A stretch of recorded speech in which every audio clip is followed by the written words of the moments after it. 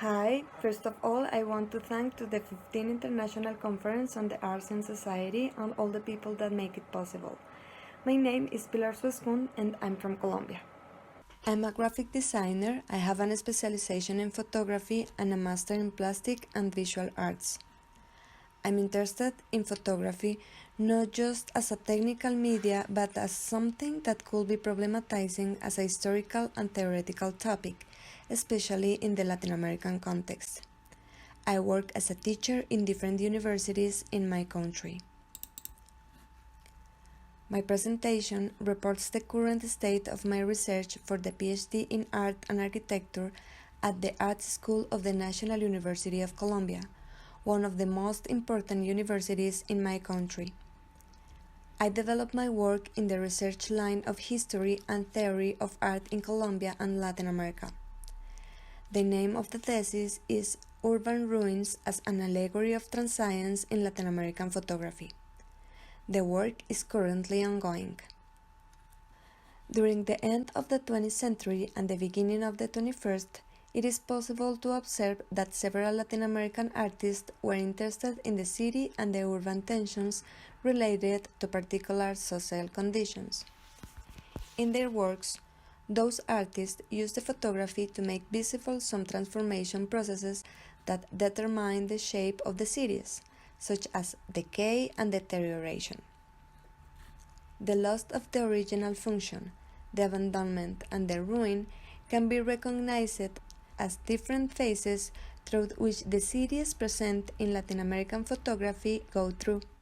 The proposal consists in the study of a selection of photographs made by artists who between 1990 and 2010 indicate the transience of the built objects that make up the cities through the figure of urban ruins. At the beginning of this research, in an initial moment of study and recognition of the field, I focused my interest in the history of photography in Latin America. I observed that at a very early stage, the historical text on photography that made reference to the American continent referred almost exclusively to the United States. This is the case of the text that contains the image that I am showing you at the moment and that showed the first successful daguerreotype of our continent, achieved in October 1839 by Joseph Saxton in North America. Interest in the history of photography in Latin America is rather late. Some initial curiosity about national photography histories was sparked by the celebration of its 100th anniversary in 1939, albeit in ephemeral and general interest. But just until the 70s will the first investigation on the histories of photography take place in Latin American nations. Paradigmatic examples of these studies are the Panorama of Photographic No Brazil since 1832, written in 1975 by Boris Kosoy, and the History of Photography in Peru in the 19th century by Kate McLeod, writing in 1977. Some research on photography in Latin America found place in specialized periodicals such as History of Photography, 1976, Revista de Historia Crítica de la Fotografía, 1980, and Art in America that published an important approach to the work of Martin Chambi. This first attempt to recognize the history of photography of each nation allowed identifying the pioneers as well as the arrival of the daguerreotype in Latin America and its expansion across the continent. They are also fundamental in the perception of the history of local photography and that what could be called Latin American photography. It will be in the Latin American photography colloquia where the particularity of Latin American photography begins to be considered. The first colloquium was organized by the Mexican Photography Council in 1978 and brought together photographers and researchers from 15 countries interested in photography on the continent as a study object. The Latin American Photography Colloquiums point to two possible routes from the perspective of Latin American photography: through the photographs and through a critical and reflective gaze which initially gave voice to photographers mainly, but also and increasingly to critics and historians. The first three colloquia sought a singularization of the Latin America and respond to an environment that, from the 1970s on, demanded such a differentiation. This can be seen in events such as Latin America in its Arts 1970, the highly influential Austin Symposium 1975, and the first Ibero-America meeting of arts critics and plastic artists from Caracas in 1978. The fourth and fifth colloquium took place in the 90s, and it is possible to recognize important changes regarding the ways of doing, concerns, and reflections with respect to previous meetings. For example, if technology was perceived in the first colloquia from the idea of dependency, the Caracas meeting sees the arrival of digital technology as a world full of possibilities.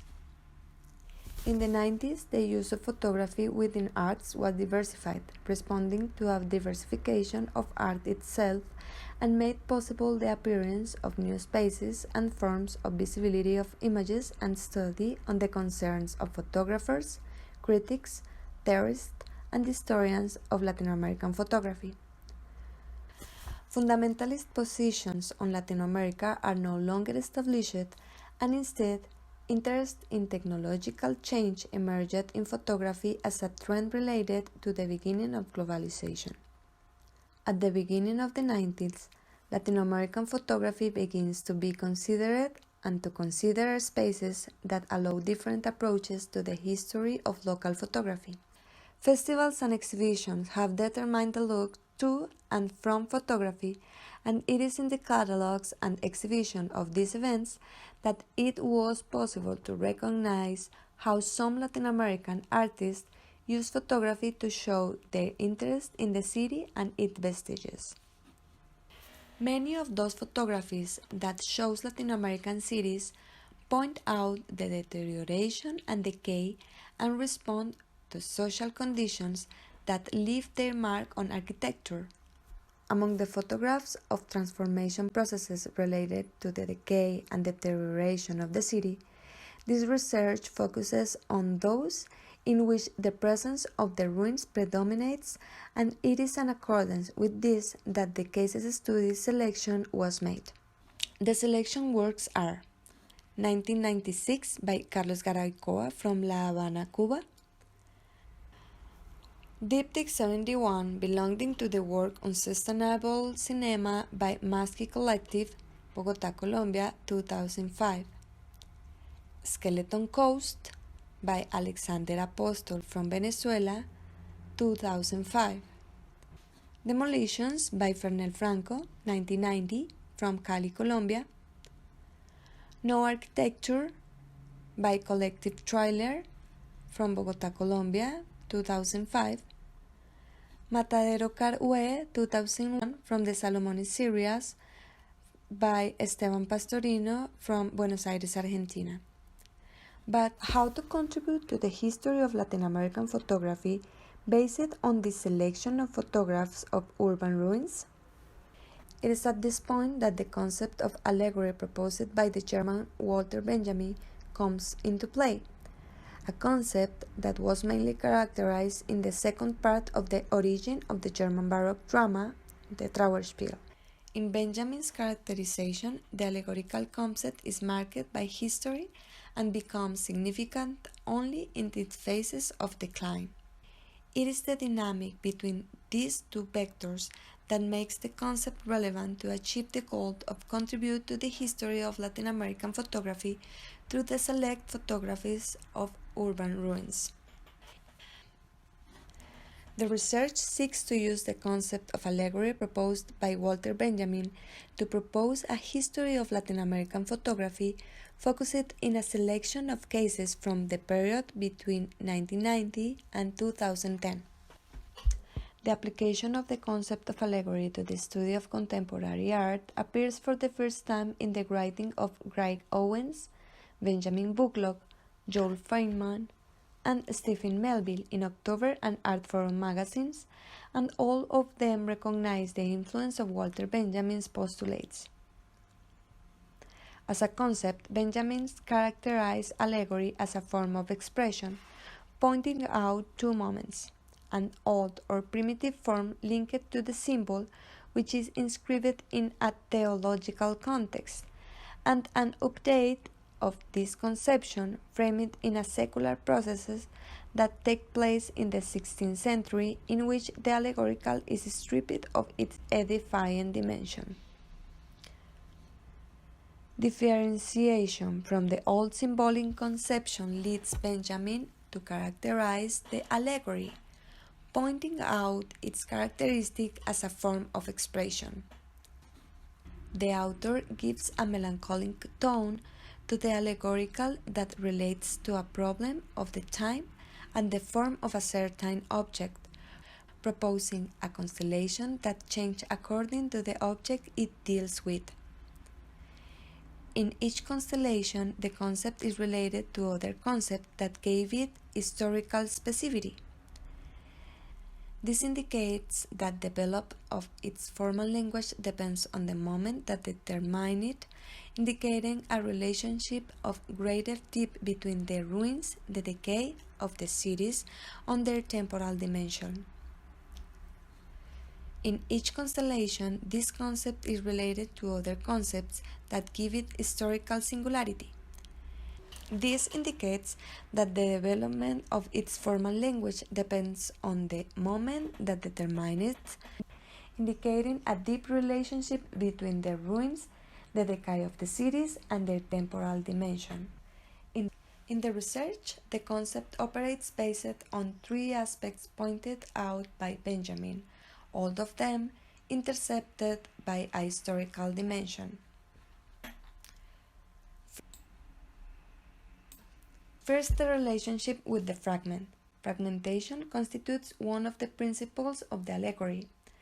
According to Benjamin, to place the meaning within the allegorical, it must be dismembered, fragmented, deformed, and discontextualized. Benjamin proposed a dismemberment that leads to distance from the fallacious appearance of totality linked to the symbol. Second, the multiplicity of senses. The allegorical concept avoids all totalizing significance. Benjamin understands the allegory from its character as a visual aesthetic sign. Although it is true that a gap is opened between significance and signification, rather than a possible hieroglyphic principle, what Benjamin points out is an arbitrariness that is not capricious. It is related to the fact that as a form of expression, it is related to the multiple possible senses. Finally, the temporality. The fundamental differentiation between symbol and allegory is related to the category of time. In allegory, there is a petrification that which is in decline, that is expressed as an enigma. Therefore, it is significant only in its phases of decline, when it is close to the death. So, this is the current state of my research. I thank you all for your time and attention, and I send you a greeting from Colombia.